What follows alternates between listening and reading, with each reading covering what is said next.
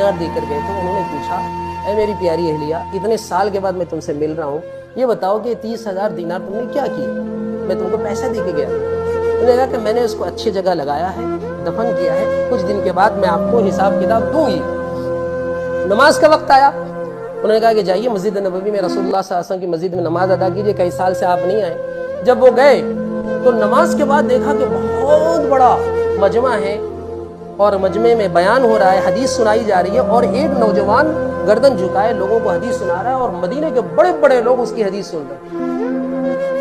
तो उन्होंने जब पूछा कि भाई कौन है ये नौजवान, कौन है, तो लोगों ने कहा कि ये नाम है इसका रबिया बिन फर्रुख। कहा ये तो मेरा बेटा है। तो खुशी से फूले नहीं समाए, घर दौड़ते हुए आए और कहा कि मेरी अहलिया, ये क्या हुआ, ये क्या हुआ, ये मेरा बेटा इतना बड़ा आलिम, इतना बड़ा जबरदस्त फकीह कैसे बन गया? उलमा ने कहा, इब्न माजिशून वगैरह उलमा ने कहा कि लम अरा ऐनैया मिस्ल हादल आलिम, कहा कि ऐसा आलिम मेरी आंखों ने देखा नहीं है, इतने बड़े आलिम बने, इमाम मालिक के भी उस्ताद बने। ने कहा कि कैसे बना, क्या हुआ ये?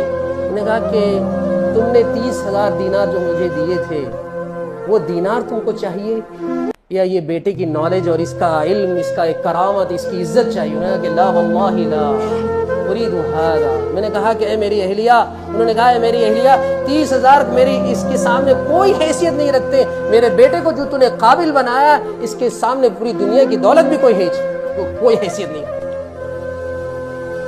मकसूद क्या है?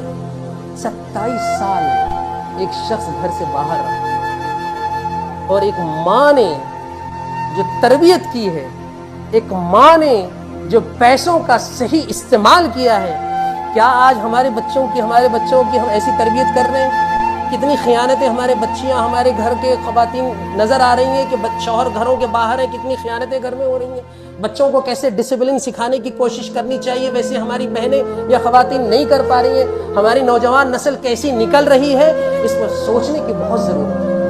इसलिए सोचने की बहुत ज़रूरत है। मैं हमेशा कहता हूँ, अगर अल्लाह तबारक व तआला ने आपको दिया है, पैसा दिया, आपको नॉलेज दी, सब कुछ दिया है, आपको सब कुछ अता किया, लेकिन अगर बच्चों की तरबियत अगर सही नहीं हो पाई तो ज़िंदगी का ऐसा ज़ख्म है कि मरते दम तक वो पूरा नहीं हो सकता, भर नहीं सकता। अल्लाह तबारक व तआला से दुआ है, अल्लाह तबारक व तआला हमें एक आला मकसद के मुताबिक ज़िंदगी गुजारने वाला बनाए। जैसे सहाबा का आला मकसद था कि अपने मकसद के लिए सहाबा ने अपने मुल्क को छोड़ा, कारोबार को छोड़ा, सब कुछ छोड़ा। और याद रखिएगा, अल्लाह तबारक व तआला कुर्बानियों को, जिस इंसान ने किसी भी मामले में कुर्बानी दी उसको रायगा जाने नहीं देता।